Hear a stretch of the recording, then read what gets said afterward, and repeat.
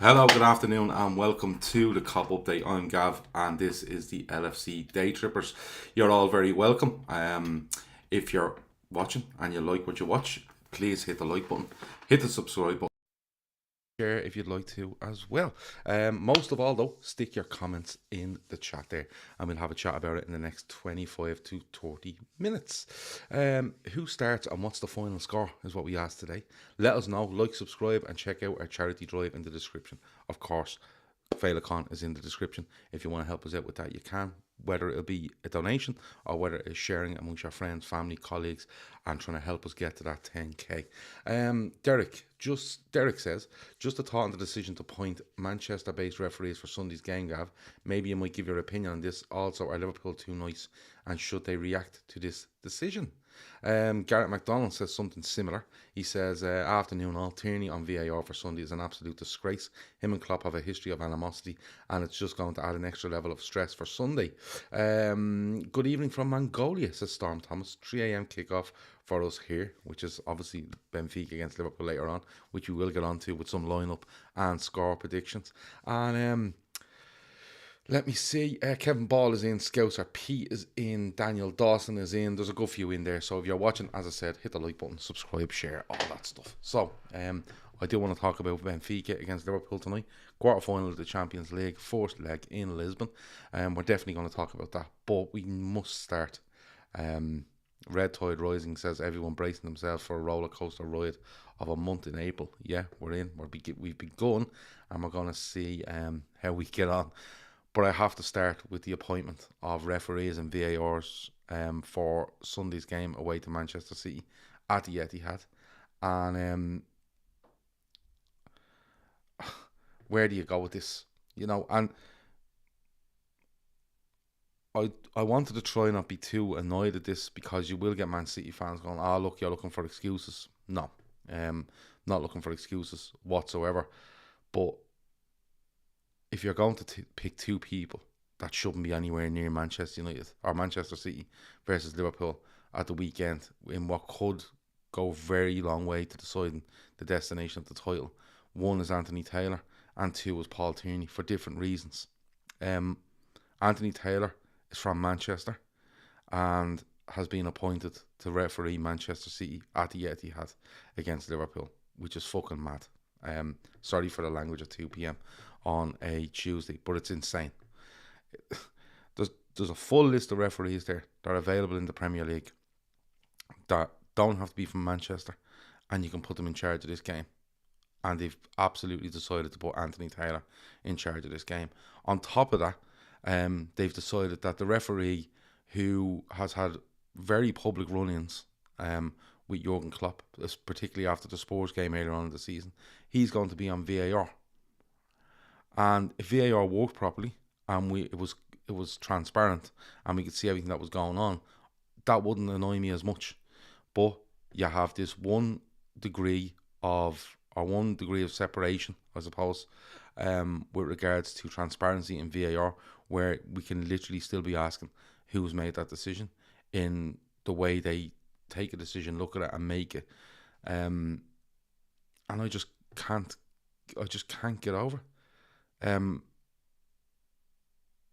You know, if this was our Anfield and you appointed a referee from Liverpool and you appointed a VAR person from just outside, say, St. Helens, what would be the reaction? And this to me looks like the PGMOL basically saying to people, fuck you. We'll decide who's going to referee games. We don't care where they're from. We don't care the history. And we're going to go and we're going to do it. And we're going to have to take it on the chin. I'm going to get on to what Liverpool's reaction should be in a minute. We're going to have to take it on the chin. But like I tweeted earlier, I'm waiting for Noel Gallagher to be announced as the fourth official. You know, you're going to have Neville and Tyler on commentary if you're watching it on Sky. You have a referee from Manchester and a VAR, the head of VAR for the game from Greater Manchester. And I'm looking going, this is absolutely ridiculous. Like, there's no way they couldn't have picked off somewhere other list. You know, when you look at actually the geography of it and where referees are from, there is a lot of them from the Northwest, but there's a lot of them not from the Northwest, and we could have picked this, and they haven't. And you know, people say, "Oh, what about what should Liverpool react to this? Should Liverpool put in a complaint? Should Liverpool do this, that, and the other?" What good is it going to do Liverpool to do this? People will tell you we're too nice. People will tell you we don't react enough. We're not ruthless enough. But if we make a song and dance about this as a club officially, say through official channels or Jurgen Klopp or whatever it might be, what good is it going to do? Is it going to get the referee changed? It might do, but I can't see it happening. There's a slight chance, but you know, the odds, if I was a betting man, would say it wouldn't get changed. So you're then going into a game where Liverpool Football Club have officially told the Premier League that they are unhappy with Anthony Taylor and unhappy with Paul Tierney playing these roles in this game on Sunday. And what's that going to do to Anthony Taylor and Paul Tierney? Like, any human is going to turn around and go, "Oh, he didn't want me fucking here, did he not?" And they're going to go from there. Carl Robinson says it's a joke with the appointment. I couldn't agree more. I don't like. It's just mind-boggling. Absolutely. And I've seen people on Twitter, I've seen a few Man City fans going, "Look, that's the appointment. What are you giving out for?" Well, you kind of know why we're giving out. You know, if two referees from Liverpool were refereeing Liverpool against Manchester City in the FA Cup the following Saturday, Man City would have something to say about it. So this isn't about tribalism and point scoring and making excuses. It's just common fucking sense. It's absolutely ridiculous. Hopefully we don't need VAR, says King Jason. I can't. Let me know what you think. Am I overreacting? If I am overreacting, let me know. Red Tide Rising says, "Gav, what's your thoughts on Burnley's no-show against City on Saturday? Seemed clear they had written that game off before a ball was kicked. A bit like Watford, I think. They had a chance early on, I think, Burnley. But other than that, City dominated. But what's... Like, City are going to dominate most games. You're going to need someone to be extra brave and get kind of lucky to take something off City. The same with us. But Watford were very similar in fairness. So it's one of those. Stephen says, absolute farce. Kevin Ball says, Tierney can't wait to do us over again. I'd say he will be loving all the spotlight. Daniel Dawson agrees, says it's an absolute disgrace. Michael Oliver is the ref for Norwich v Burnley. Why couldn't he do our game? Well, there you go. Michael Oliver's the best referee in the Premier League. Don't know where he's from. I don't think he's from Manchester.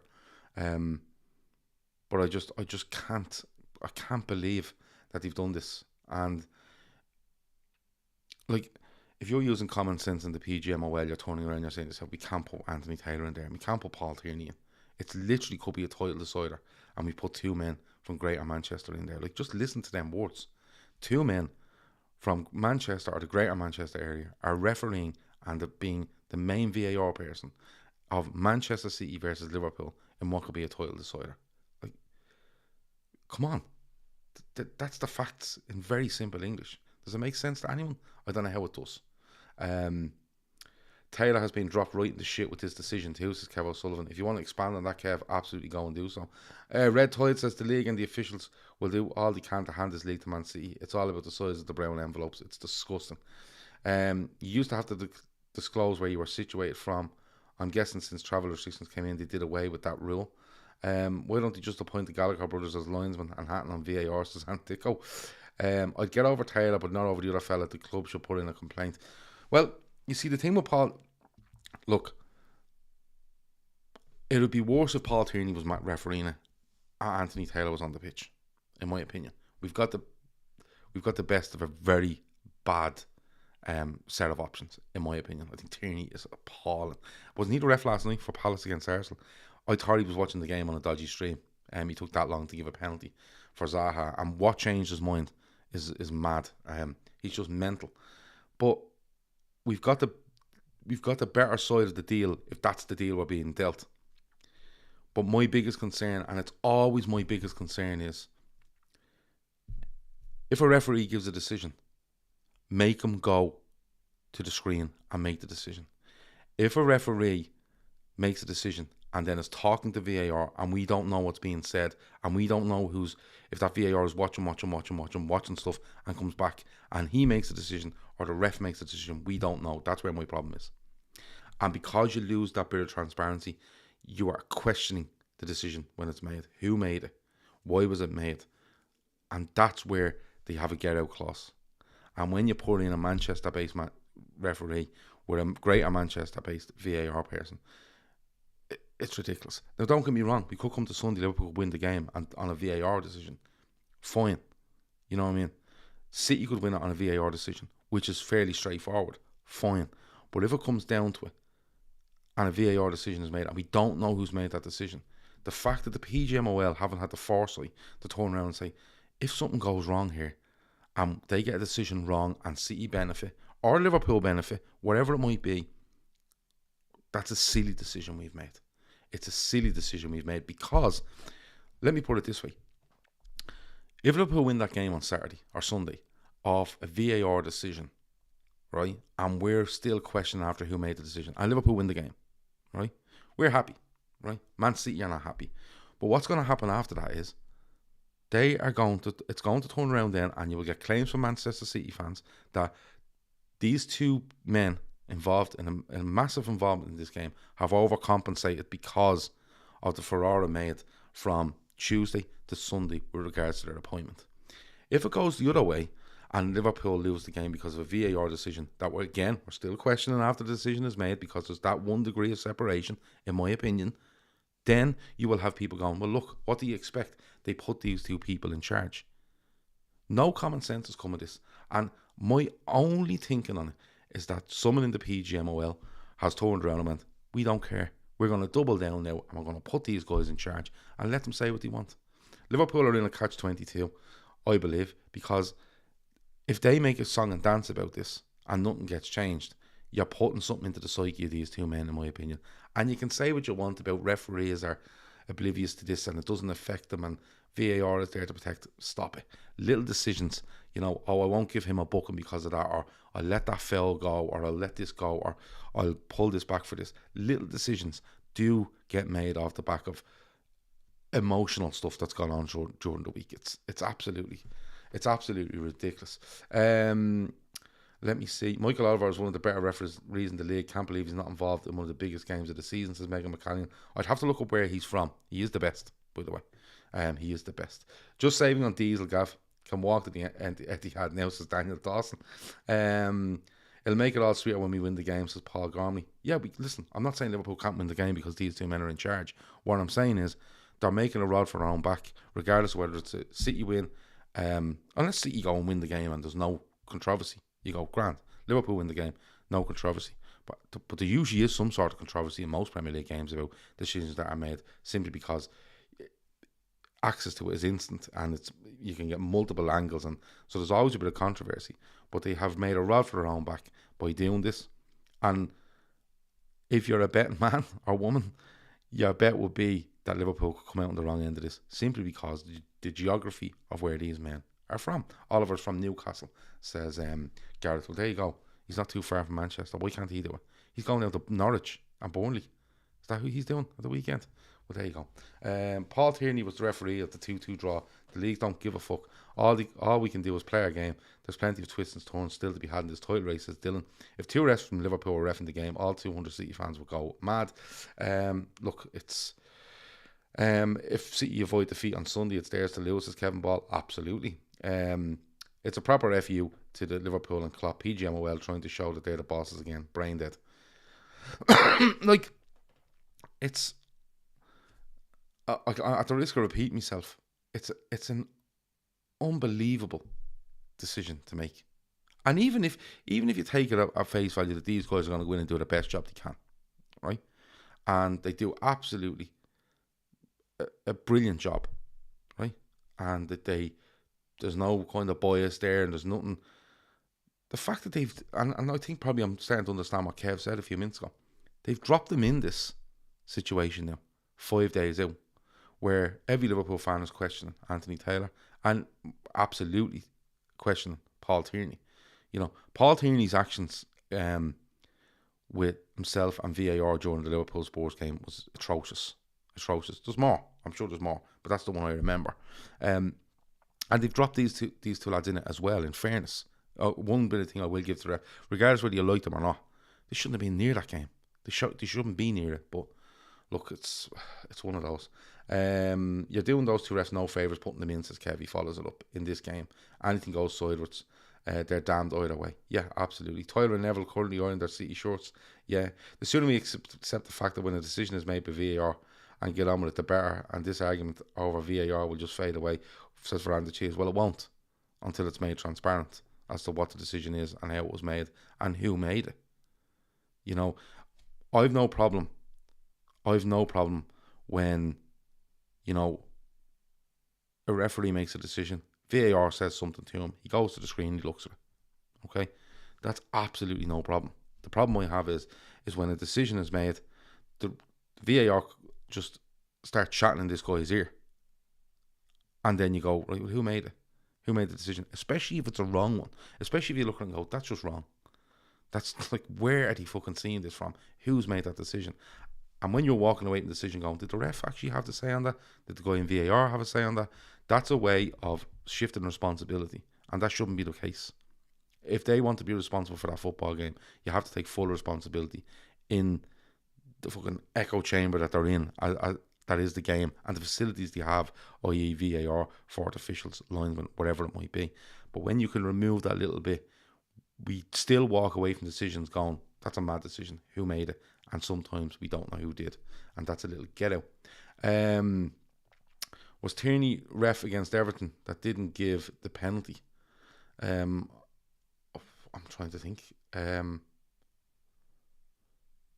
That's the Everton Man City one. But to be honest with you, I don't know who was the ref on that, but I'd be looking more at the VAR on that. Because the ref might have looked at it and thought Rodri at the time had kind of upper arm. But the VAR should be pulling them and going, listen, go and have a look at that. But he didn't. You know what I mean? Gavin Walsh reckons the PGMOL too arrogant. Riley loves to be the centre of attention and his band of merry men. Let me see. 11-4 for VAR to overturn a referee decision. Fill your boots on Sunday. Let me see. I'm just going to scroll down here a little bit. Antio says, I'm sorry, but these people need to be called out now. So many prominent fans of the EPL clubs have access to Sky Studio and other forms of media. They need to publicly crucify them. All we can do is complain about the decision, and as once it's made, it won't be changed, says Veranda Cheese. Yeah, I get that. Once it is made, it can't be changed. But all I want to know is who made it. That's all I want to know. So you can turn and make who are you complaining to. That's my point on this. Who are you actually complaining to? Are you complaining over the VAR guy making the decision, or are you complaining over the ref? You know. But when you're going in to make a complaint and you don't know who you're making it against, that's where the problem is. Dart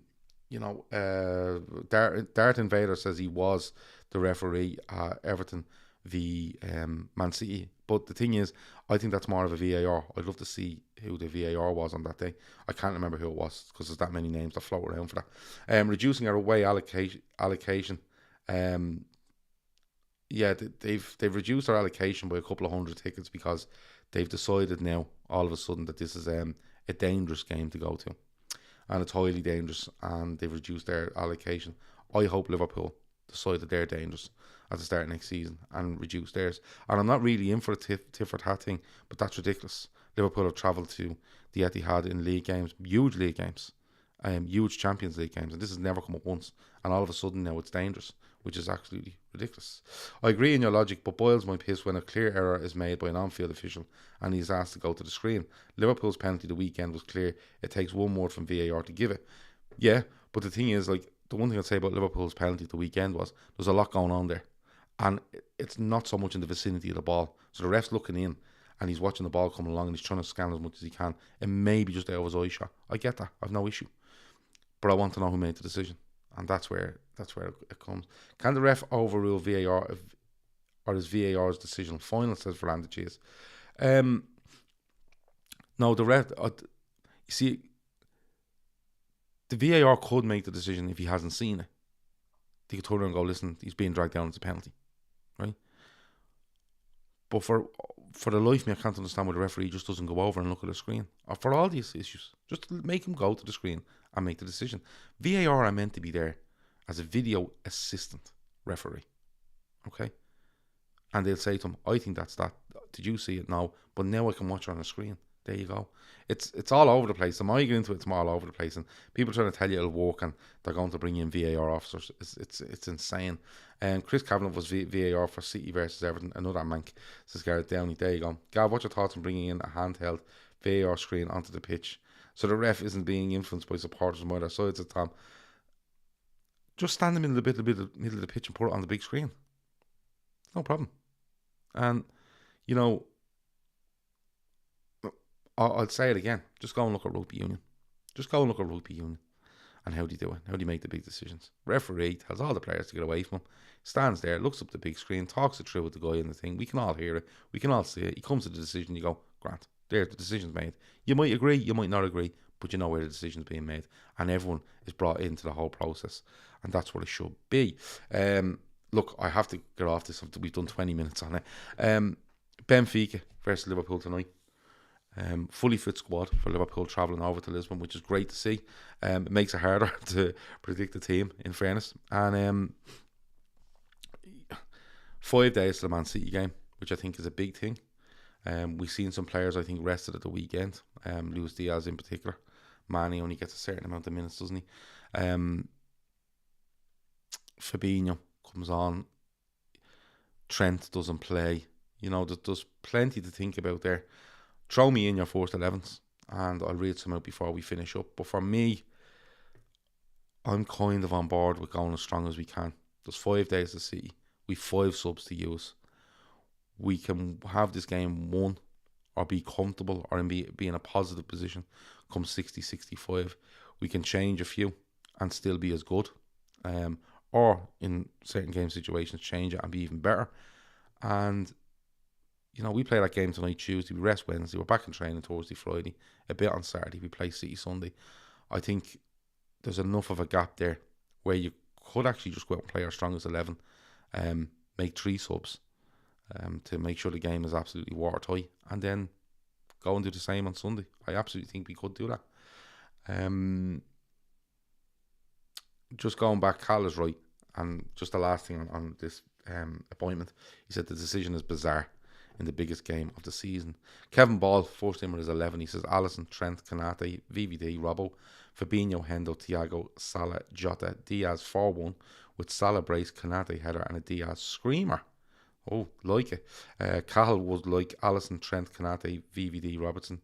Again, Fabinho, Henderson, Naby, Diaz, Mane, Salah, which is a good 11 as well. Zachary has that back four with Konate in it. Fabinho, Keita, Milner, Diaz, Mane, Salah. That's the first show for Milner. But for me, Alisson starts in goal. We know that. There's no doubt there. The right back one is interesting.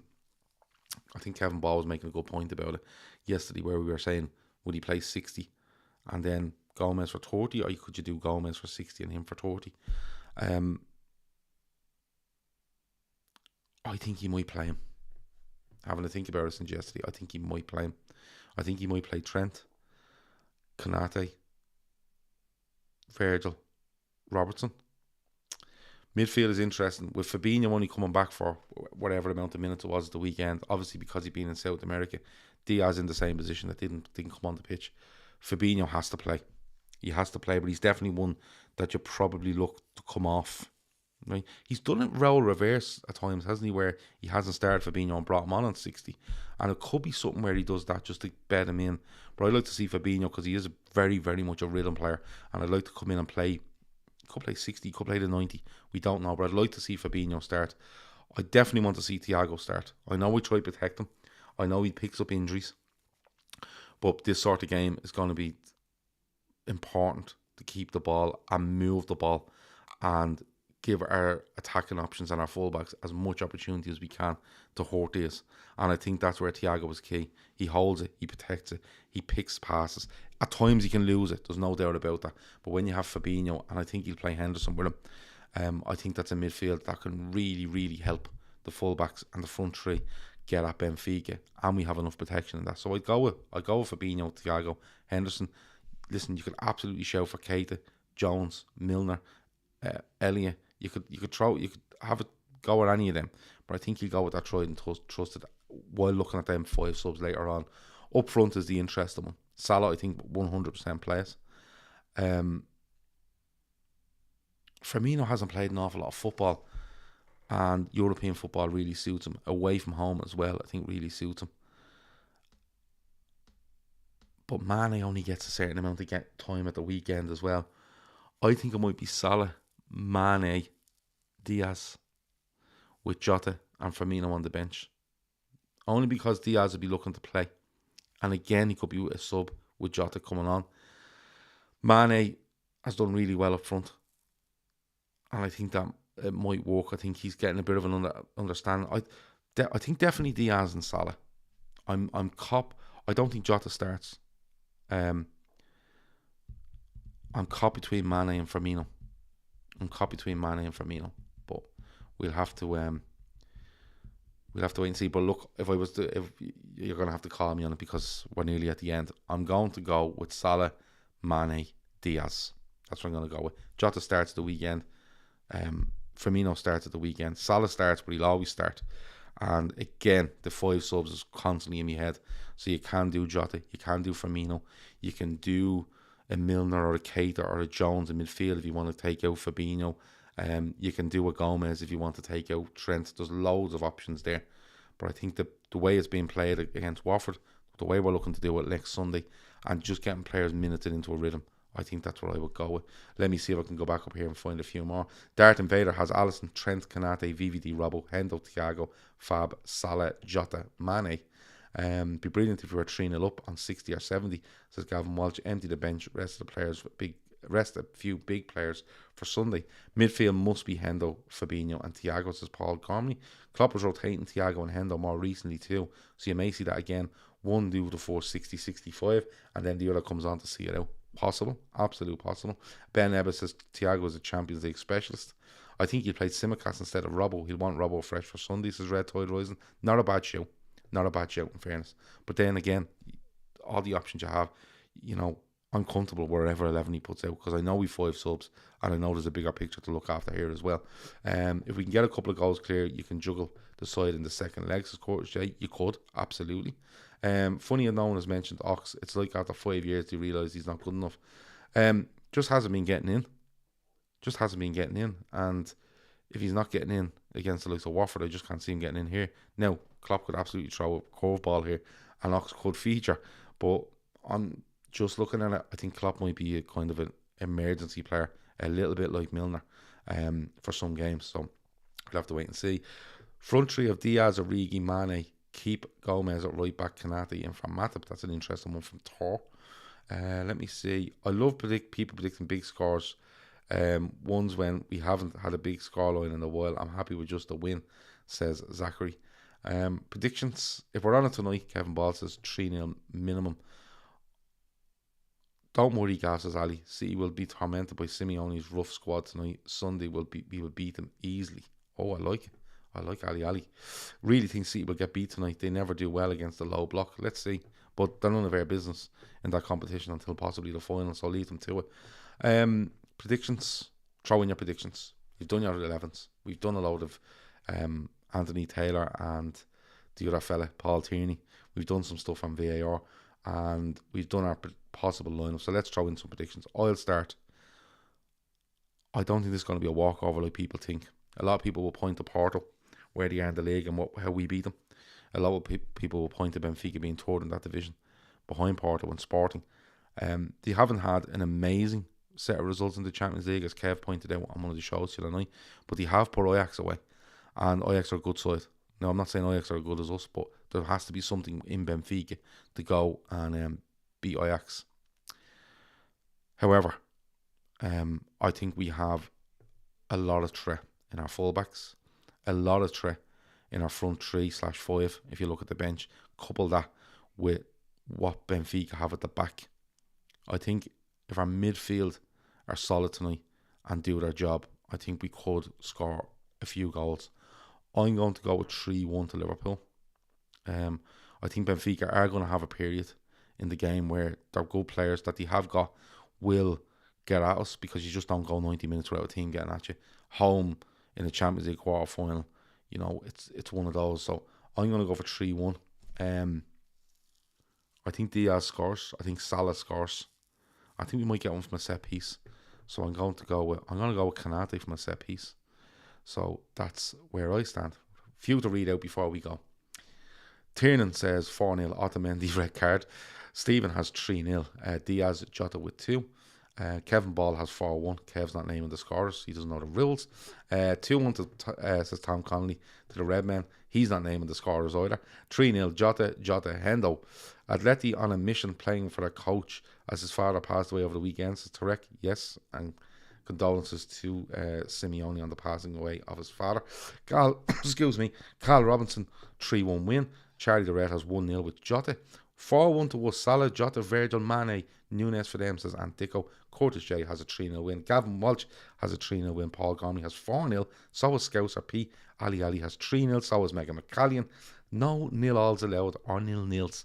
Scouser P. You'll never forget that, will you? I'd take a 0-0 or nil-all as long as we don't pick up any injuries, says Saint Boy 65. Chris Brack has 4-0 LFC. Salah, Mane, Diaz, VVD. My work are so inconsiderate planning meetings for 2 p.m. Listen, you want to have a word. Ben Ebba has 1-0 Liverpool with a Diaz goal. 1-1 says James Doherty. Or 1-1, whatever way you want to put that. And that's about it. 140 watching, 39 likes. If you want to hit the like on the way out, please do so. If you're watching and you haven't subscribed yet, do that as well. I think about 40% of people that watch us don't actually subscribe, which is a bit mental, isn't it? But subscribe. It's all free. It's 40 shows a month. If you don't want to watch them here, you can get them on your podcast apps as well. And as I said, we have a great community here, and as well in our Telegram app, which you can get via our community page on YouTube when you subscribe.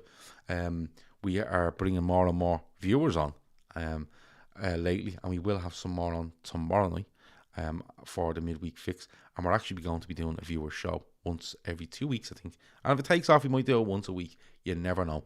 But hit the like, subscribe and share. You know how it works. Check out our charity partner in the show description and help us out there if you can. A few more before we go. 1-1 to James Doherty. I got that already. Oh, Kevin Ball's back. Salah brace, Konate header and Diaz. And Tom Connolly's come back with a VVD header and Diaz screamer.